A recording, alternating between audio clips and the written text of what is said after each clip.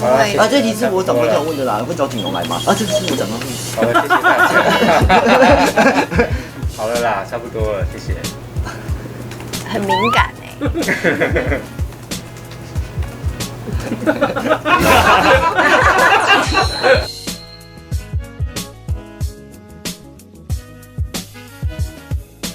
在台上有提到，刚好因为你跨年的时间刚好五月天也在桃园唱，对，然后你说你后来知道时间有点傻眼，是有跟阿信也讨论过吗？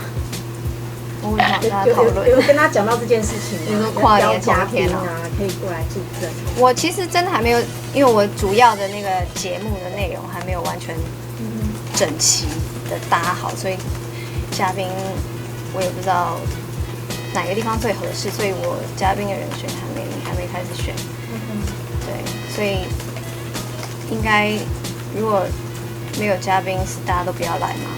我也就中间说嘛。不会啊，不会啊。对啊，所以先给我时间思考一下。被骚扰的那一件事，会是不是让你不开心？是觉得蛮可怕的，就是你当下不知道，但你回想的时候，其实是一种被监视的感觉。是我们在那个团体里面都有一点震惊，就是开始会有点想要破案，到底是谁？我没有办法想象时时刻刻被24小时拍着，感觉是什么？到底是谁？不是我，不是我。没有在这里。今天好像没来，这样不敢来这样。喂。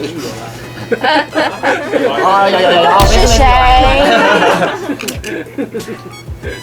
有。大声有没有？摄影师大概。还有其他问题吗？然后最后演唱会会找一些朋友来嘛，就是比如说以前比较我同学会啊。演艺圈的朋友会找吗？看他们时间吧。啊，这题是我长官叫我问的啦，会找景龙来吗？啊，这个是我长官问的。好了，谢谢大家。好了啦，差不多了，谢谢。很敏感哎。